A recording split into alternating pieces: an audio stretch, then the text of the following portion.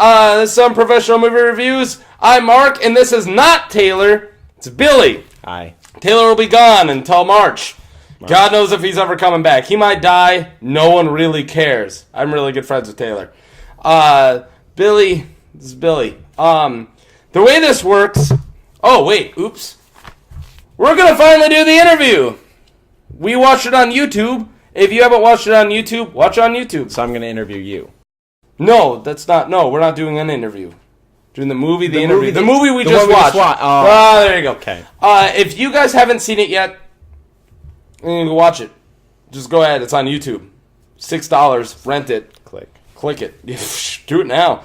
You're on YouTube if you're seeing this. What the hell's wrong with you? The way this works, I'm going to say my positives. He's going to say his positives. I'm going to say my negatives. He's going to say his negatives. That's not reality. I said my negative. I'm going to keep on drinking this old fashioned. And then we're going to give it a score between 1 and 10 of how much we liked it. Before I forget, click like. You don't even have to like it. I don't give a shit. Dislike it. Click dislike. I don't give a... Just click something. Comment. Say my shirt's dumb, which it isn't. It says I love tacos. Say his shirt's dumb. Say Captain America's dumb. Comment on something. Tell us what you thought about the movie if you've seen it, which you probably should have by now. Please interact with us on YouTube. Subscribe would be great. It's about results. It's about results, and we don't care what they are. Frankly. Yeah. Okay, so positives. Shit. I didn't even think about my positives yet. The interviews, James Franco, giant controversy. We're not going to get into it. You guys know it if you've seen the news in the last weeks. First thing I'm going to say, funny. Really funny. Intro, funny. First 5 minutes of that movie, we didn't stop laughing. I didn't stop laughing. I loved it. Hilarious. I love the beginning, the intro with Eminem. Fucking gold! I'm gonna Google that shit just to watch it later. I just love it when Eminem appears in a movie in general. Yeah, especially when he does a parody of himself. And oh god, yeah, when it comes to laughs, if you're gonna watch this movie, if you haven't seen it yet, and you're wondering whether or not you're gonna laugh, the answer is yes, you will. You're gonna laugh. It's a funny movie. It really is. I enjoyed it immediately. Other good positives. Liz Chaplin's in it, and she's beautiful. And my future wife, Chaplin. I don't know. It has a CH. I'm going to say Chaplin. I don't give a shit. Sorry, Liz, if you're listening. Which you're not. What's wrong with you, Liz? What the hell? Stop watching bad movie reviews. So she's in it, and she's really good. I'm going to bring her up again in my negatives. No offense. And what else for good negatives? Good supporting cast. Supporting cast. God, I don't know her name. I was going to Google it before we did this. We literally just watched it, then I made a drink, and now we're doing the review. The Asian chick. The one, yeah. Stole the show! Agent Park. She is awesome. Not her, him, her. Yeah. Not Parks. Parks was good. No. That's the name of the character. Character. Park. Yeah, because it's like Counselor Park or something like that. Yeah, all right. She is awesome. She stole the show for me. She acts against Rogan and just wins them. Great accent too. Her accent's amazing. Awesome. I don't want to keep stealing the show from you, so go ahead. Positives. I think this is one of Seth Rogen's stronger roles. Actually, I thought that it didn't have quite as much heart as Funny People did, but it definitely had more depth of character than you normally see. For especially a movie with him and Franco, because him and Franco are usually just best buddies. We're best buddies. We have a conflict, and now we're mad at each other, and now we're reunited again. Because they are best buddies, right? And they probably have conflicts. It was nice to see something that was about more than just that. That was something more than just their own life and death struggle, like in Pineapple Express, for instance, and that had more to do with like a global conflict, which you would never see from them in something that wasn't this movie. Yeah, so it was like the perfect vehicle. It's the only vehicle for that conflict. Exactly. Yeah. I thought Park as Kim Jong-un was great. I should have brought it up. Yes. Yeah. Great. Didn't look like him, as you brought up right away. Exactly. Doesn't look anything like him. But again, for stealing the show, steals the scenes from Franco. Yeah. He does really good. Definitely. And really good. I wasn't sure if he was speaking legit Korean. Somebody will have to tell me if he was or not. Probably is. Not entirely sure. Some of it sounded like gibberish, but then again, I don't speak Korean, so that's fair. You sound like gibberish to them. Different perspectives of the world. Let's see, what else was positive I actually about forgot one of my positives. Oh, go ahead. This is the weirdest thing to say for a comedy. The score. Yeah. Hear me out. There's a scene where, during the actual interview between Franco's character and Kim Jong-un, it's the same cheesy score they've used 100 times. It's a build tension score, but they did it so right. And I'm watching a comedy, and I'm like, shit, like, I'm actually getting built up, like, it's getting built up for me. And that doesn't happen during a comedy, not even a satire. It's like they were pretending to do it, and it did it. Yeah. Like, they're like, we're going to pretend to get everyone built up, and everyone's going to pretend to be built up, but I'm sitting here like a sucker, like, oh my god! Intense shit's happening during this interview. Also, regarding the score, I actually did appreciate the use of Katy Perry. I hate Katy Perry. I despise Katy Perry. I cannot stand We lost all the Katy Perry fans. Not as a person. Just like that. Not as a person. I don't have any issues with her as a person, but her music sucks. I'm just going to say it. Her music's terrible. I like it. But the use of it in that movie was great because it was just gay enough to make Kim Jong-un realize, I feel like who that's he how was. people we describe us. They're just gay enough. Yeah, whatever. We're not actually gay. Well, sorry. no, we're not. But no offense. Yeah, that too. But it was used in a way that's like allowing Kim Jong-un to express his, the gayness that his father thought he had. His father's so mad because his macho luxury life made him a homo, and then they use that as like a key point, and then they also use that later in a very key scene, but like an alternate version of it. It's been leaked on the internet. You've probably seen it already. So it you know was what I'm probably the talking about. first thing that was leaked on the internet for this was the assassination scene, which I actually fought not to see. I'm surprised I didn't get to see it. I saw other scenes, but I was like, fuck that, I don't want to see how he dies. Right. And that's not how I pictured it. I was surprised. But a lot more positives than negatives. A lot of our negatives, we agreed, were pretty nitpicky. But my major criticism of the movie is that the arc moves inconsistently. It's like a slow build and then a really quick progression to the peak and then a really quick jump down through the resolution and then like a dead stop and then like a little nudge.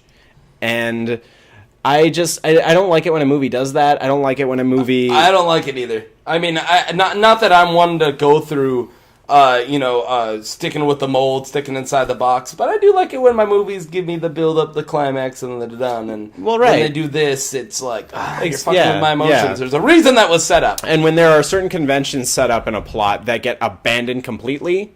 Like, I was going to bring it up. Yeah, like the CIA people just disappearing, not getting mentioned. I'm not going to... I'm only going to say half of this. I'm going to... they brought in Liz Chaplin, whatever her last name is, who I love. By the way, I'm going to say something to her, which she'll never see. I'm sorry if this is creepy. I'm not trying to be sexually harass you. I don't want to be weird to you, Liz. Do you need a ring? No, thanks. Okay. But I do want to court you. I will break up with my girlfriend on her birthday just to buy you a cupcake of your choice. I don't care. I will punch her in the face in front of her mom. I don't care. Anyways, that's how much I love this actress, which is why my negative's so strong, that they use her and she owns that character and she's really good. But about that. And then they kind of skip. She's in like 5 scenes and then about that out. I agree with that 1,000%. But there was here's my soapbox moment. There was a bit in the movie where they called her out on her honeypot tactic, and then she made it into a sexism issue.